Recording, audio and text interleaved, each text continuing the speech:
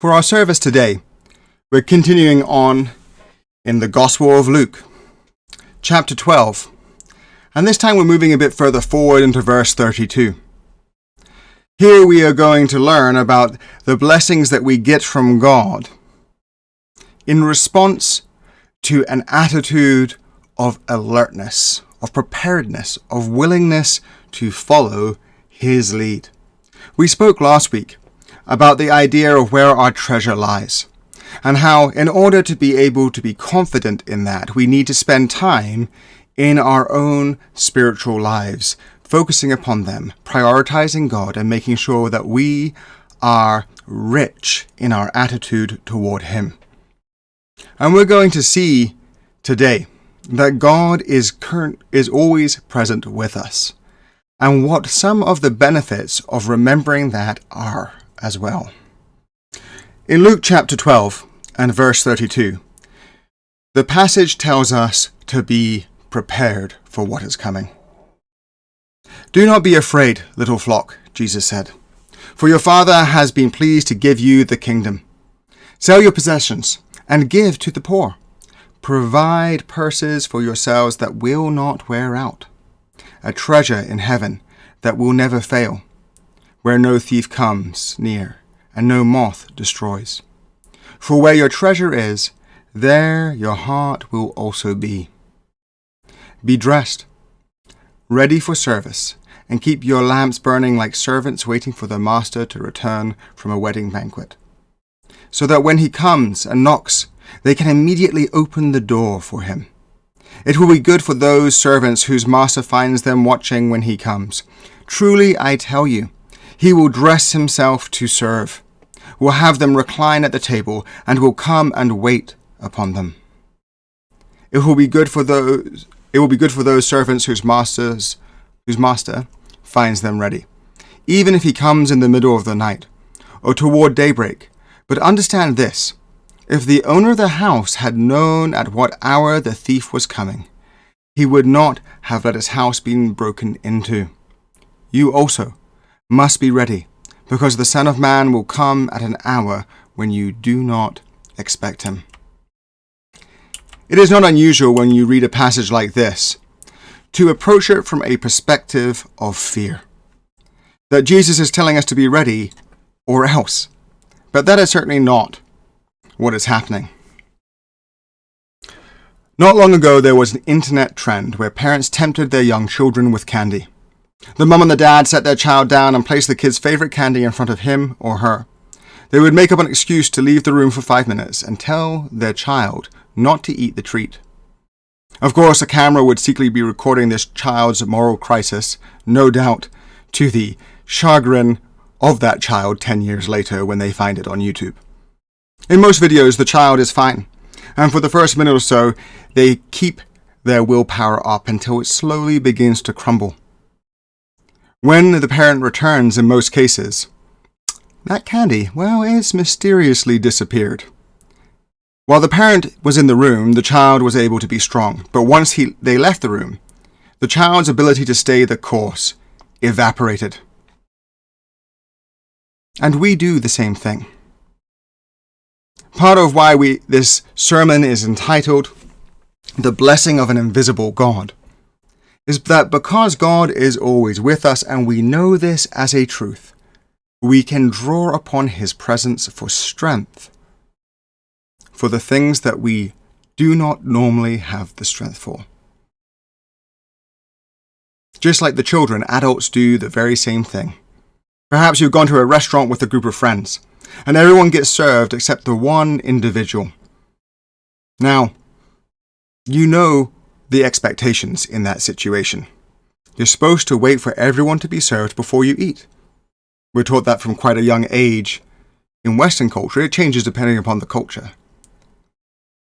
But you're supposed to wait for that person to be served, and the problem is, you're hungry, and your food, your delicious food, the thing that you've been looking forward to since you ordered, is getting cold. It's one thing when it's food that you've made for yourself, or food that is an everyday occurrence. But when you have paid for something nice at a restaurant and it seems to be getting ruined by the absence of another person's meal, that can test our self-control. You get an awkward moment as you look around the table. Is anyone else going to cave? Will someone else take a bite and be the rude one so that you can justify eating yourself? And so they start looking. You start looking at your food, at the person who's still waiting for theirs, and you feel so guilty, but deep down you know you just want to take a bite. Things usually stay awkward in this way, until the unserved friend says something like, "Listen, you guys, just go ahead and eat, I insist." And of course you respond, "Are you sure?" When deep down you're saying, "Great, perfect, lovely, thanks, I'm going to get started now." It's theatre. In the end, all the diners present are so happy that their friend made a sacrifice and let them eat while they waited for their food. These stories illustrate a key point. We have a hard time following rules when there is no one in sight to enforce them. Not all people. Some people are more inclined to the rules than others.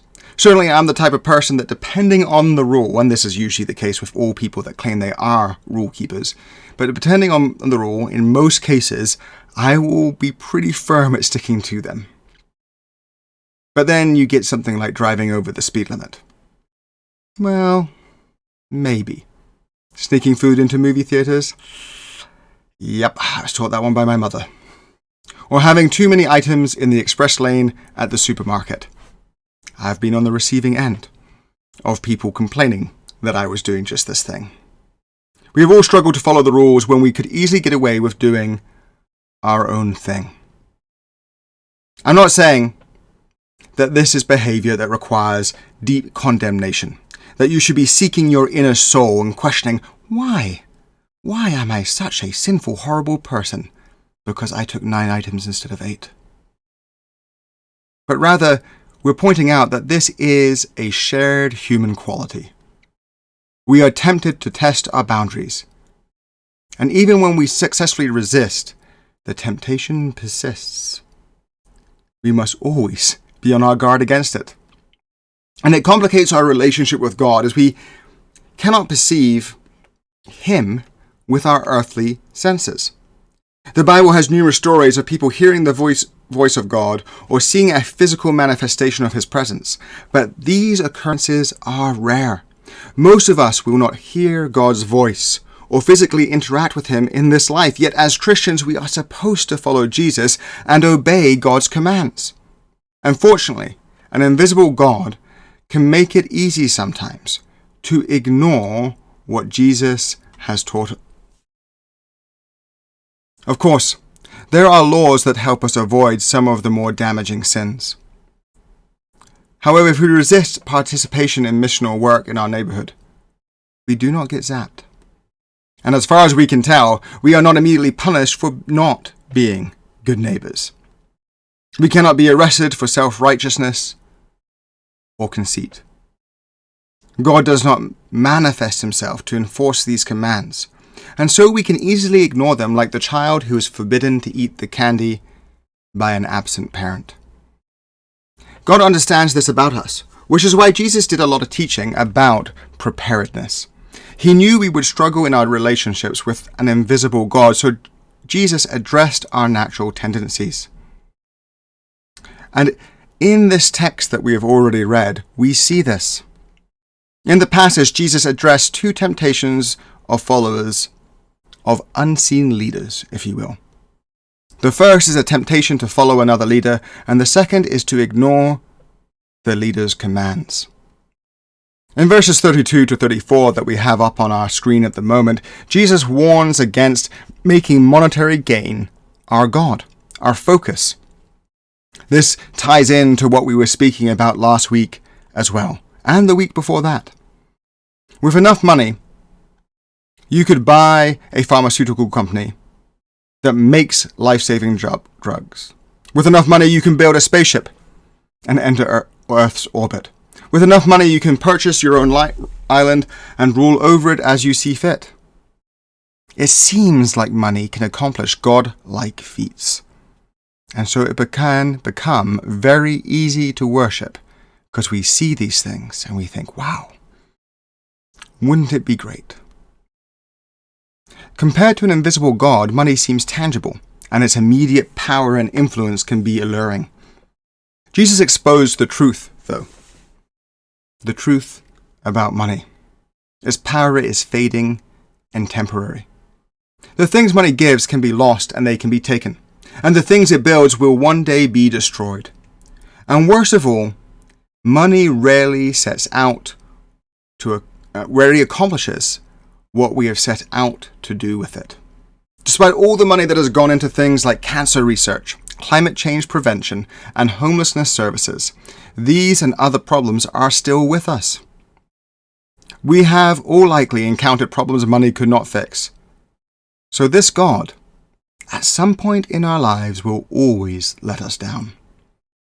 Jesus warns us not to exchange true riches for fool's gold. He wants us to understand that it pleases the Father to give us the best of what He has to give. He is the great King, and His desire is to share His kingdom with us. In that way, we are already rich. Those who follow Christ are already provisioned in ways we cannot comprehend. Jesus wants believers to be givers instead of accumulators. We should look at money as a ministry tool instead of a source of security. The riches we have in God do not fade. They are eternal. A new pair of sneakers, are not, it turns out, as good as everlasting joy. I know, who knew? A diamond ring is nothing compared to freedom from guilt and shame. A 60-inch television cannot hold a candle to unconditional love. And it pleases the Father to lavish us with these priceless eternal gifts in abundance. If we see ourselves as already blessed and focus on cultivating the riches of God, we will never be lacking. We will be content in all situations and see the reality of our blessedness in all conditions. However, if our God is money, we will never be filled. We will always want more and never be satisfied. And if you think about it, the invisible things of God are truly more real than the invisible things money can give us. The things of God are consistent, constant, and unending. They are forever good and forever true, and while the things money buys will pass away, Jesus wants us to see the limits of our senses. We equate the tangible to the real. However, the intangible things of God are truly the real things in existence. In verses 35 to 40, Jesus teaches us to avoid another mistake made by followers of unseen leaders, ignoring their duties. Perhaps some of you have experienced the pandemonium caused by a substitute teacher entering into a class. It's as if when a substitute enters the room, the class forgets how to be students and any semblance of discipline they may have had beforehand. It's good to salute your substitute teachers for educating children to the best of their ability despite spitballs, disrespect, note passing, incessant talking, and of course the all too classic, placing a pin on their chair before they sit down. We even have sayings that describe this phenomenon, like when the cat's away, the mice will play. Or perhaps you've heard people say what happens in Vegas stays in Vegas, and they can use any other number of places in place of Vegas in that sentence, implying that somehow there are places in the world and times when the rules no longer apply, and you're free to do whatever you like with no consequences.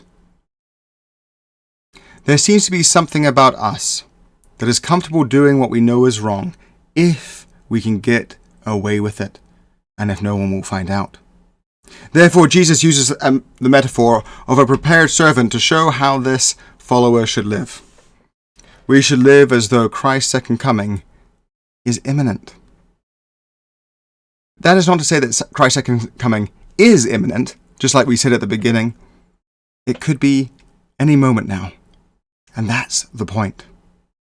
And we live with that recognition. The common reaction for many is that concept of fear and trepidation. Oh no, I've got to be ready or else. But if God is so good and loving, why are we often a little afraid of Christ's return? It's a very common reaction. And most of us, I would argue, have had it at some time or another. And I think part of the issue here is that we have this fallen image of God, the image that's been passed on through the generations of the stern, cold arbiter waiting in judgment. And we think that somehow when Christ returns, he will no longer be loving or patient or full of grace as we see him in Scripture. I think the other issue may be that we carry the guilt of knowing we are consciously ignoring some of God's commands at times. And this can be tricky. Some of us carry guilt because of a lack of initiative when it comes to the things of God. And others guilt because we have a harsh view of God that separates him from his grace. This causes us to think that nothing is good enough for God, and in both cases the remedy is the same. And it's the same as we mentioned last week as well. Spend time with God. This month of sermons has essentially brought this up again and again. The solution for our ails is usually the same. Spend time with God. For those of us who lack initiative and don't follow through when we know we probably ought to have done something, maybe share the gospel or found a way to show grace and love to another person in a new way. Spending time with God gives us an opportunity to see who he is and respond to his love and grace. He is so wonderful that the knowledge of his goodness triggers a desire to respond. We have to do something in the face of his overwhelming grace, after all. For those who are falsely motivated by an imagined ungracious God, spending time with God reminds you of his love, his mercy, and his humility. Our doing with God should flow from our being with God. Following the will of the Spirit will bless us to feel accepted even when we do not do things perfectly. We should not be afraid of Christ or his return. Never. Christ's return should evoke joy in the hearts of those who love him. If we take a closer look at the passage, it tells us that we should be afraid of wasted time, of missed opportunities. When Christ returns, there will be no more chances to follow him in this life. We therefore should be afraid of missing out on those opportunities to serve our Lord and Saviour, not because of fear of punishment, although there are, of course, unpleasant consequences when we persistently ignore the Spirit. But we are instead focusing upon the blessing that is in store for us when we open the door to his knocking. The passage shows the master, when he comes in and finds the servants, what does he do? He begins to care for them, just as Christ did for us. He begins to meet their needs. This type of humility by a human master would have been unheard of in Jesus' time. This is a fanciful tale to the hearers that are listening to it. What kind of master would possibly do this? And to speak of God in this way would have been blasphemy to many. Yet Jesus says that God will bless us for participating in the work of Jesus Christ. And we should be afraid to miss out on something so wonderful. Jesus is telling us, don't set yourself up for FOMO. For those of you that don't know what that acronym stands for, it stands for fear of missing out. Something that most people have when it comes to the idea that an event might be happening with their friends that they don't attend. The other day, we had the opportunity to use my neighbour's pool. And we had done it for a bit, and then I had some work I had to go do. And I was hoping to rejoin my family and go into the pool again, but I didn't make it in time. And it was incredible. The sense of loss over just half an hour in the pool with Hazel and Odin. That fear of missing out was strong, and it made me a little bit bitter. We're told don't miss those opportunities with God. Because when we do become a little bit spiritually bitter. And when we take those opportunities, it brings us new life. We miss the point of Jesus' teaching if we think he is only talking about his second coming. Every time the Spirit prompts us to help a friend, say a kind word to a neighbor, or serve in ministry, it is as if Jesus is knocking at the door. Be prepared. In this case, being prepared is doing the spiritual practices that make us ready to respond when God speaks. We have to practice opening that door because our natural tendency, sadly, is to ignore it. What intimacy with God are we missing by not responding to that knocking? What treasures do we forego when we ignore the commandments of our invisible Lord? When the Spirit prompts us to serve him, he is also promising deeper communion with himself. This is why we can never deplete ourselves when we follow the Spirit.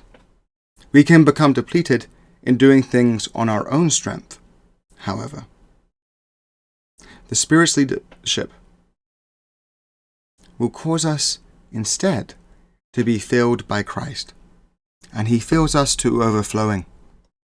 We do not know when we will be called upon to be a blessing to someone else, so we have to practice the spiritual disciplines to stay in a state of readiness. Praying. Perhaps listening to some Christian podcasts.